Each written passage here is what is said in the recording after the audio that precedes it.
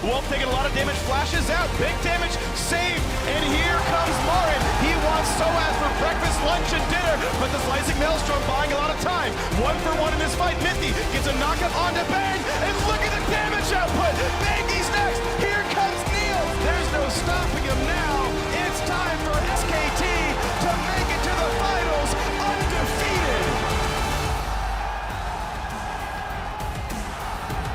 Hello once again and welcome to another edition of Worlds Tonight, coming to you from Brussels Expo after our first semifinal series. And gentlemen, first of all, let's talk about this venue. Being in the round one. I love it. Good start. All right, Kobe got it. He got it. Being up here in the middle and, seeing the seats are all empty now, but like everybody all around, like the full circle plus the teams get to look at each other in the eyes when they're crushing each other. That's just I'm hoping for some more 500-euro fines as a result of the two teams staring at each other. It's prime. I love the trash talk. It's prime trash talk or trash gesture territory. I was about to say, gonna come up with their own, like, oh yeah, take that. Yeah, so something that's not outwardly offensive to other people. It's like, you can't, what is that? I just did this. Yeah, because I was actually going to say a similar thing, which is I'm waiting for the stories to come out, post-Worlds, that what things occurred as a result of this, this format or this geography of the stage, how the players felt about it too. What does it change in terms of nerves, actually being able to see the person across from you that you're playing against? That definitely has to change the dynamic of the way you, feel when you're on stage. Honestly, all jokes aside, I don't think it's going to change that much. Right. Because you're really absorbed in the game pretty much for the entire duration of the game. You're trying desperately to communicate with the rest of your team. So, looking across and trying to make faces or communicate with the other team seems like a stretch. No. What you do is you get the solo kill, right, Kobe? Oh, yeah. And then also when you're dead, then you have plenty of time. Yeah, and then the other guy, the guy who solo killed you, he recalls and he just leans out, just stares you right in the eye. Yeah, lets you know that he's picking up a BF sword while you only get a pickaxe. You and ace, come back ace and the beat other you team, again. and every person on your team at the same time synchronized. No, everybody just takes their hands right off the keyboards while they auto push a wave or something. Fabulous. The other thing that I will say that this arena is very conducive to is audience waves. Because it's actually in the round this time around. You don't have to do that up one row and down the other. We even had two waves chasing each other at the same time at one point. It was a lot of fun in terms of the energy of the arena. Also, too. So what you have to do then, right? What? Jump off your high horse over there and surf. Hi. Why is it a high horse? First of all, because you're up on the analyst desk. Accusing us because you're standing on a box. Oh, because Monte's there. I like that. There it is. Well, anyway, now moving on to the series at hand, which we saw play out today. Relatively went to chalk in terms of a 3-0 for SKT, but you had said in the postgame that you were pleasantly surprised by Origen and what they had put up in this series. Yeah, the game one was very good. I don't think the rest of the series went more to my expectation, but I was really impressed that Origen had it in them to get that dominant early game down, because that's something that they were missing the whole tournament. So it made me start to get excited that we were going to have a really good series on our hands. Unfortunately, that didn't end up being the result, but I think Origen came out really strong.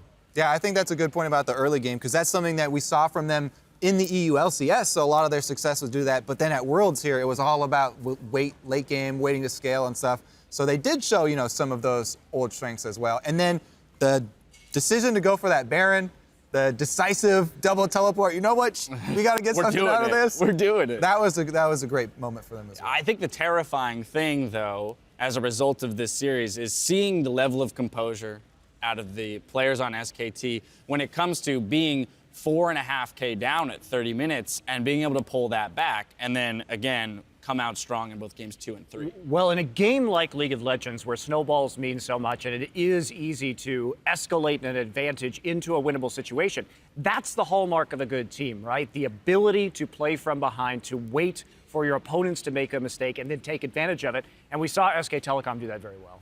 And the key word there is team, because you can snowball as a team, but we've seen so many times teams here, even at Worlds, they make one crucial mistake in the mid game and you lose all of that. But SKT making a mistake, maybe it looks like someone slightly out of position loses 5 seconds on the map and has to walk back the other way or something, or they miss one ward, or Marin ends up overextending and has to blow his flash. Right, they're few and far between, to say the least. If we do look at some individual players on the team, I want to start with Marin. He was our player of the series from today. We said he's the best I've ever seen. Yeah, Jacoby was also quoted saying he's the best top laner. But I mean, seriously, an average of 91. He's the best player. Okay. He's the average of 91 CS over his lane opponent over the course of 3 games is insane. Yep, it's absolutely crazy. It didn't manifest so much due to the short duration of the last game, but this is a guy who delivered that nearly 150 CS performance in the first game of this series over SOAS. And that's insane. We call the 100 CS threshold the Flame Horizon because that's where Flame used to go back on the CJ Blaze days. It's kind of his hallmark move was freezing waves, getting that big CS edge. And to do it twice in a best of 3, I mean, it's hard to do it once. Right. And to do it twice and to do it that consistently is a rare talent.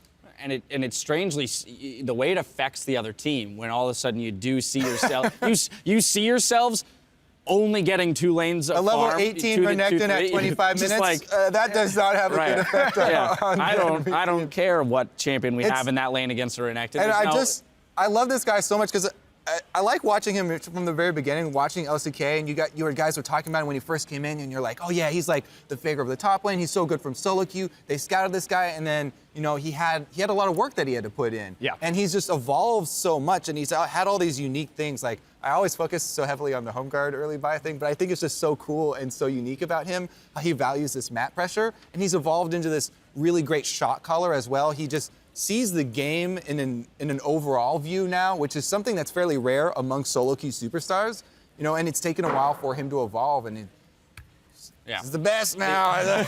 he's the best. Now the other set of players that I want to look at are EasyHoon and Faker in the mid lane. We saw them both play today. We saw the team use both of them to success, and we've spoken about SKT being an outlier in which they really can utilize both their subs and for very different reasons. We saw the change in pace when Faker came in and how it just kind of threw OG into this tailspin. The classic Faker rise flash into your face. Just run at over, you. like on cooldown whenever we're seeing I feel like he's getting lazy. He was, is he just getting lazy? He's like, I'm just going to play Rise every time and point and click on you until you ban it away. He comes in when they're up 2-0, game point. Why would he show anything new now? He doesn't have to show anything new. And until somebody has an answer for this Rise, he's not going to play anything else. Like, what's your answer for Rise? What do you think? I have no. I don't know. I don't know really? because I think not if they're 1 game away. If they're 2-0 in the finals, you don't think he'll play something else? Okay, like, fair enough. He probably will. All right, fair enough. Let me get back to that Master Yi pick. Yeah. Give you a little bit of this. Yeah, I honestly like the whole Rise scenario. We talked about that champion in general. Just it's a late game scaling champion that spikes early. I think was what Prolly said on the desk. I was like, okay, buddy. But I mean, factually, his itemization does take a long time to develop. Certainly, he's a threat in a 1v1. But there are ways you can make plays against him. Obviously, he lacks mobility. I was surprised Faker took Ghost in that last game instead of TP.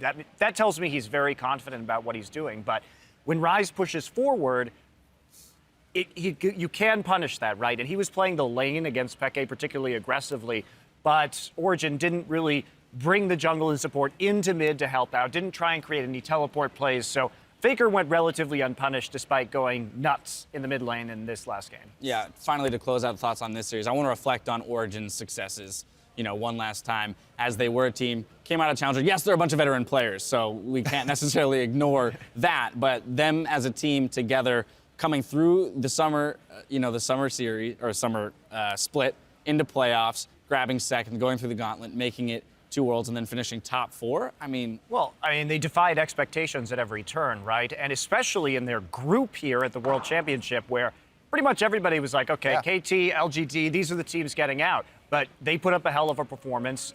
They played double teleport.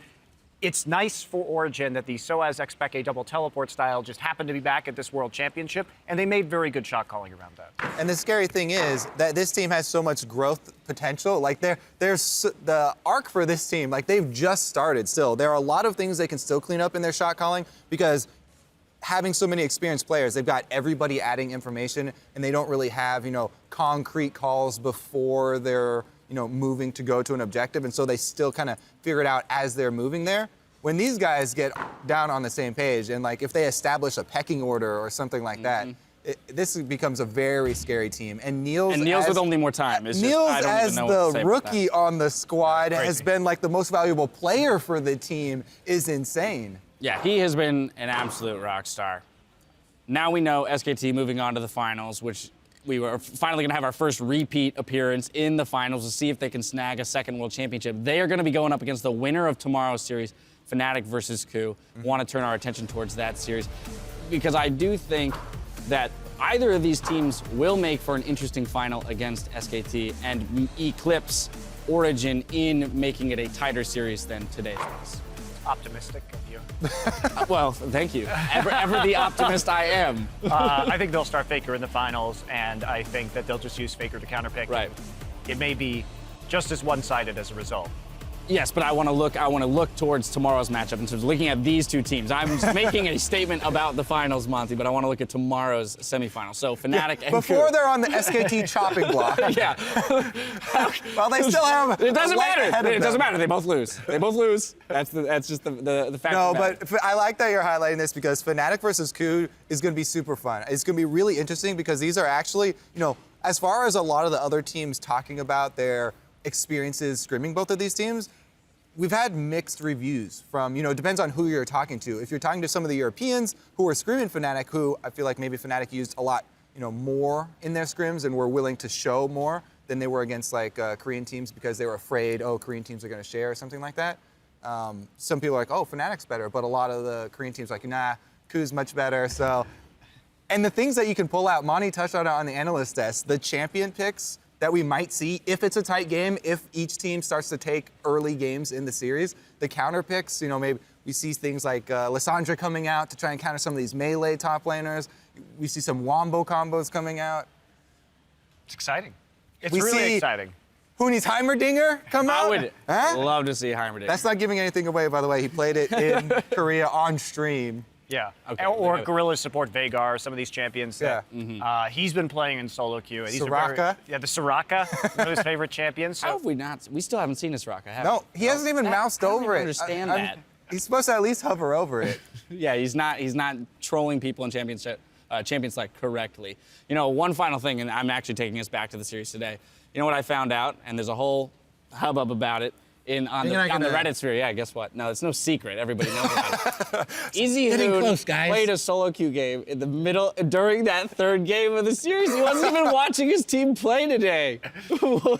Dash, relax. No, I feel like Easy Hoon just adopted Monty's mentality of like, I already know how this ends. Faker slept through a game at MSI because he was tired from jet lag. So, what is Easy going to do? It's true. Why not just play a game? But it also shows like the mentality, like a lot of the Korean teams with these experienced coaches, when they get here, we hear people talking about how, they spend a large majority of the time sleeping and then resting for these matches. That's also very important where, a lot of the teams are super nervous. They're trying to practice as much as possible and then they burn themselves out.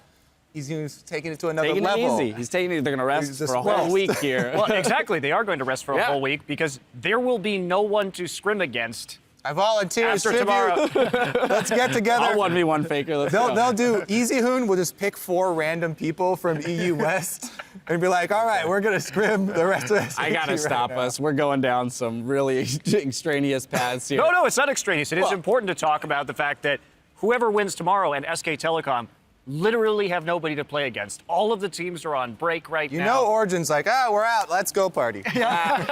So, it's one of those situations where pretty much these guys are just going to be solo queuing for the next week. Scrims will be few and far between. You're obviously not going to scrim against your finals opponent. So EU challenger It'd be an interesting teams, tactic. it's That's your all time. I have to say. And that makes it hard to make up ground for other teams that are trying to make up ground between them and SKT.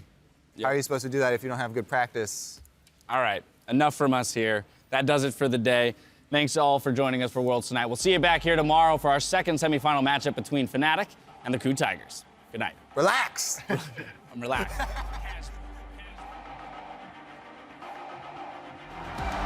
And here we go, game one of the semifinals. South Korea's SK Telecom T1 versus Europe's Origen. Running away through the wards, Hot Summoner teleport. It's a god! But the Slicing Maelstrom buying a lot of time.